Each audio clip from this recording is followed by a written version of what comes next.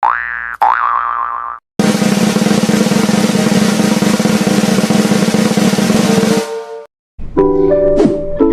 jumpa lagi di channel kami. Halo mahasiswa, salam mahasiswa, semangat muda. Oke, kali ini di channel kita nih, Halo Mahasiswa, kembali dengan saya Nur Aini Sofa dan teman saya Nisa Ariyanti. Oke, pada episode kali ini kita akan membahas mengenai persiapan menjadi mahasiswa baru nih, atau akrab dipanggil maba. Nah, selain itu juga ada pembahasan mengenai kultur shock yang kerap terjadi pada mahasiswa baru. Nah, untuk persiapan menjadi mahasiswa nih Mbak Nisa, kan kita sebelumnya sudah mengalami ya. Nah, kalau dari Mbak Nisa nih, apa aja sih yang perlu disiapkan menjadi mahasiswa baru? Iya kan, ketika teman-teman semuanya nanti menjadi seorang maba atau mahasiswa baru, tentunya akan mengalami banyak sekali perbedaan ya dari yang sebelumnya di tingkat SLTA dan ketika menjadi seorang mahasiswa baru. Nah, tentunya akan ada banyak sekali persiapan yang perlu disiapkan. Nah, salah satunya ini adalah pemberkasan ini Mbak Ini. Apalagi ketika kita sudah mengetahui diterima di salah satu universitas, nah pasti pemberkasan ini sangat penting sekali. Jadi harus menyiapkan semua berkas-berkasnya begitu. Iya, pemberkasan baik dari sekolah asal kita, pemberkasan akademik dan juga dari asal daerah kita, semuanya harus disiapkan. Nah, selain pemberkasan nih, apa lagi sih yang perlu disiapkan, apalagi untuk mahasiswa yang berada di luar daerah nih ya Mbak ya? Apa sih yang harus dipersiapkan? Kalau untuk mereka mahasiswa yang dari luar daerah ini tentunya pasti tempat tinggal ini Mbak. Ini paling penting tempat tinggal ya. Jadi bagi mahasiswa yang tinggal di luar daerah itu tentunya kan jangkauannya jauh gitu ya. Jadi tempat tinggal itu perlu sangat dipersiapkan sekali, apalagi ketika mendekati tahun ajaran baru gitu loh Mbak. Kan kayak berebut ya, berebut tempat tinggal gitu. Berebut kos-kosan, yang nyaman, yang saya dicari yang paling dekat dengan kampus. Yang dicari yang paling dekat dengan kampus. Tapi selain dari pemberkasan, kemudian tadi ada tempat tinggal nih ya, selama masa perkuliahan nanti aktif. Kayaknya ada yang lebih penting lagi nih.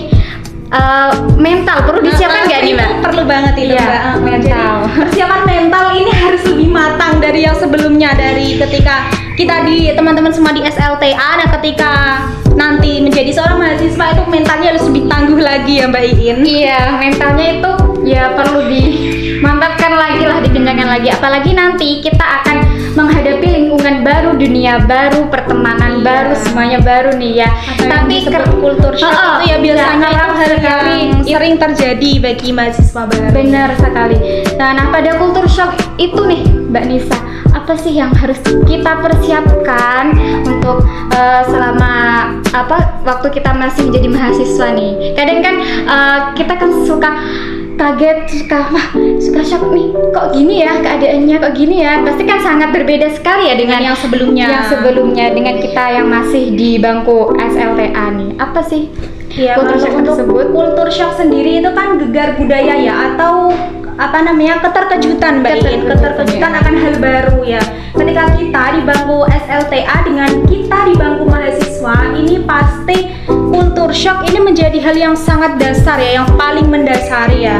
Salah satu perbedaannya nih Mbak, ketika kita di bangku SLTA itu dari segi pembelajarannya itu pun sudah berbeda dengan nantinya jika teman-teman semua menjadi seorang mahasiswa ya. Seperti gini Mbak Iin, dulu di bangku SLTA biasanya kan jam pelajaran itu pasti sudah ditentukan, bisa dari pagi sampai selalu sama begitu. Nah, beda kalau kita menjadi mahasiswa. Kalau menjadi mahasiswa biasanya kan satu mata kuliah itu kayak satu kelas gitu. Jadi nanti ada dua mata kuliah ya ada dua kelas gitu. Jadi nggak ada gini, kalau dulu waktu SLTA itu kan, wah ini bangku aku, terus kelas itu didekor sedemikian rupa seperti rumah sendiri lah. Kalau di bangku perkuliahan itu kan nggak berlaku kayak gitu ya. Berlaku. Kemudian selain tadi mata kuliah yang diberikan, itu dosen mengajar kepada kita itu gimana ya? Itu bisa pasti berbeda lah. Karena kalau di SLTA itu pasti kan kita ya siswanya sendiri itu biasanya mengacu sama yang dijelasin Bapak Ibu guru. Sama yang dijelasin Bapak Ibu guru. Tapi ya, kalau Mas. kita menjadi mahasiswa kita harus apa ya, lebih produktif gitu ya Mbak. Jadi lebih produktif mencari materi kita sendiri selain yang dijelaskan harus mencari materi lebih lagi.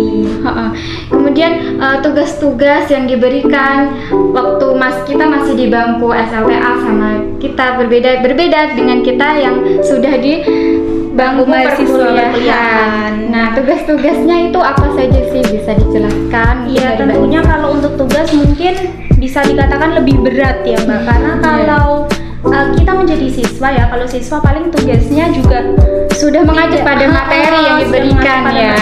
Kalau pas kita sudah menjadi mahasiswa atau kita sudah di bangku perkuliahan itu ya kita mencari bahan itu sendiri, kita mencari materi itu sendiri tentunya, dan kita olah materi menjadi tugas-tugas yang diberikan Bapak Ibu dosen gitu. Nah, biasanya ini kalau tugas mahasiswa ini paling apa ya, yang biasanya itu diburu deadline Mbak ya, istilahnya diburu deadline itu biasanya yang selalu dirasakan mahasiswa. Dan itu jangan sampai kalian nanti ketika menemui hal-hal baru, jangan sampai wah kok panik gini gitu ya Mbak. Jangan sampai langsung stres, kok gini ya aku di bangku perkuliahan. Ya jangan sampai tertekan lah, kita harus terbiasa nih dengan hal-hal baru. Karena kan semuanya akan bisa karena terbiasa. Iya, semuanya akan bisa karena kita terbiasa. Oke, mungkin cukup ya episode kali ini. Jangan lupa tonton, like, komen, dan subscribe channel kami Halo Mahasiswa. Salam mahasiswa, semangat muda. Saya Nur Aini Sofada. Saya Nisa Arianti. Sekian dan sampai jumpa.